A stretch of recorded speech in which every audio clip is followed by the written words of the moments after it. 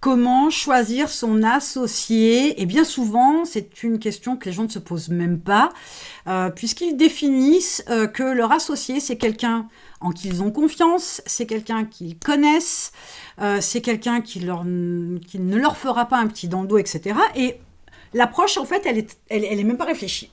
Sauf que un associé, c'est comme n'importe quelle ressource dans votre entreprise.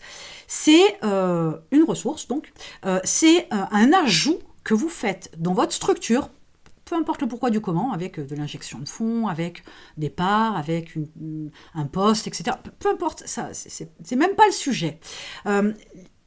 L'idée étant que cette ressource-là doit être choisie de façon judicieuse et intégrée de manière intelligente pour que ça apporte une plus-value à l'entreprise, pour que ça permette à l'entreprise de se développer, pour que ça permette à l'entreprise de développer son chiffre d'affaires, sa marge, sa rentabilité, son efficacité, sa productivité, peu importe que sais-je, pas de souci.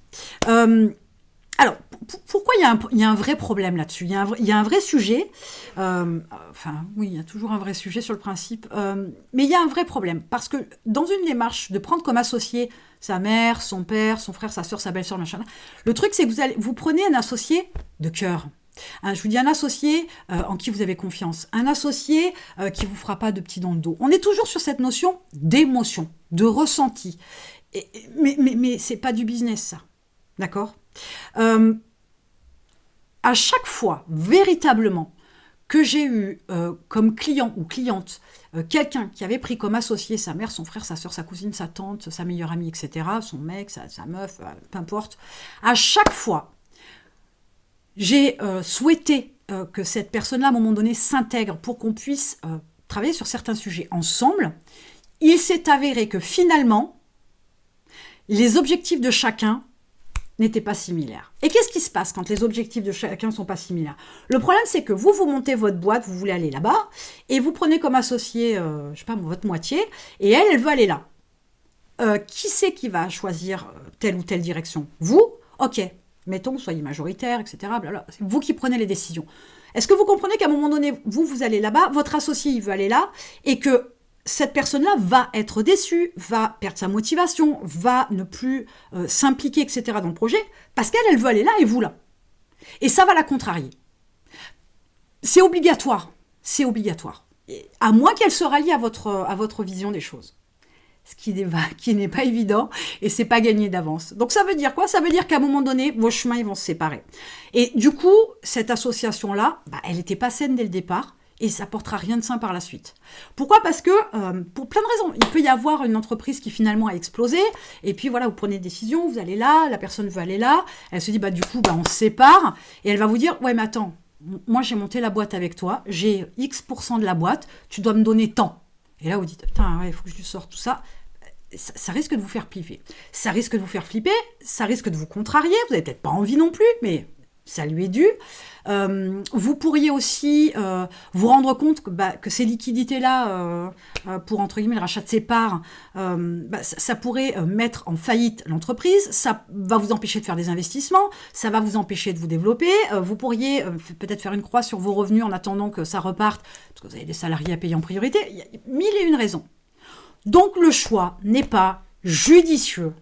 Le choix, il est émotionnel. Et on ne monte pas un business sur de l'émotionnel. Et j'insiste, et j'en remets une couche. D'accord, pas d'accord, le sujet est pas là. Vous adhérez, c'est bien, vous adhérez pas, passez votre chemin, c'est pas la peine d'être agressif, ni quoi que ce soit. Je comprends que ça peut vous choquer, mais pourtant, à un moment donné, ça va arriver. C'est indéniable. Et c'est normal. Prenez un peu de recul. On n'est que des êtres humains. On évolue, on mûrit, on grandit. Nos envies changent, nos besoins changent, nos aspirations changent. On ne peut pas toujours être en adéquation très longtemps avec quelqu'un. Moi, les gens qui me disent « Oui, mais j'ai monté mon affaire ou je travaille avec mon père. » En fait, c'est papa qui a monté l'affaire et lui s'est greffé. Mais c'est toujours papa, finalement, qui prend les décisions et qui décide et on finit par un peu se coucher. Donc, on n'est pas vraiment dans le projet, on n'est pas vraiment associés. Il y a des gens qui vont vous dire « Oui, mais moi, ça fonctionne très bien. » Ouais, mais rentrons dans les détails, vraiment, profondément. C'est pas parce que ça continue à rouler que finalement, il n'y en a peut-être pas un qui met ça dans sa poche bien au fond avec un mouchoir dessus. Donc ça veut dire quoi? Ça veut dire qu'à un moment donné, l'expression de ses propres envies, de ses propres aspirations dans la vie, les objectifs qu'on veut atteindre, ne fait pas la démarche pour pouvoir faire plaisir à l'autre. C'est de l'émotionnel, ne me dites pas que c'est du business, ça. À un moment donné, on n'est pas sur le même rail, on est d'accord. En attendant, il est clair que vous avez besoin de très clairement déterminer où vous voulez aller et quel type d'associé vous voulez, quelles ressources. Alors, j'ai un autre exemple qui me vient en tête, d'un ami qui a une entreprise, que je connais depuis très très très longtemps, hein, parti de zéro. Il a choisi un associé de dingue. Son associé est vraiment une complémentarité de ce qu'il est.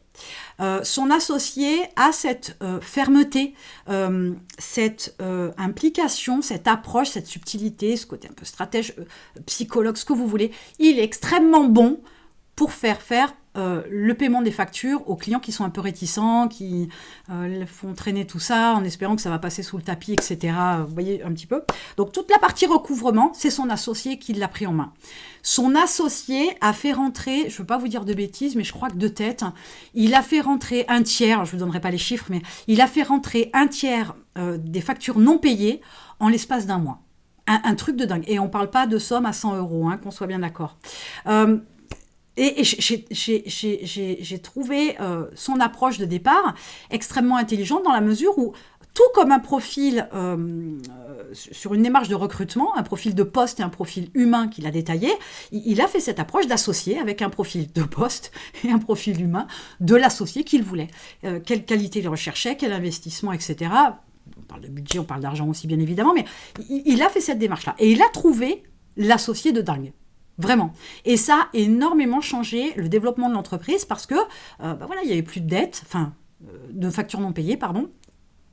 Tout le monde a été payé en temps et en heure, il n'y avait plus de soucis de trésorerie, ça a mis les choses à plat et ça a remis l'entreprise à flot et sur une démarche à nouveau de réelle croissance, de réel développement. Donc, on ne choisit pas un associé de cœur parce que ça ne peut pas fonctionner. Le cœur n'est pas une ressource qu'on met dans l'entreprise, bien évidemment. Donc, je vous l'ai dit, il y a un lien dans la description pour développer votre mindset. Cliquez dessus, 7 jours sur lesquels vous allez pouvoir travailler. Va falloir réfléchir, va falloir y aller, hein, va falloir gratter. Mais c'est ce qui va vous permettre de prendre en compte certains points chez vous, de prendre conscience de certaines forces, faiblesses, etc., de choses que vous devez travailler, mais avoir aussi peut-être une approche beaucoup plus business. Allez-y, et puis peut-être que vous serez tenté de faire plus que ça. Et dans ce cas-là, il y aura l'expérience Mindset 365. C'est non-stop. Tous les jours, il y aura quelque chose à faire, des actions à mettre en place, des hacks. Je partage tout un tas de choses.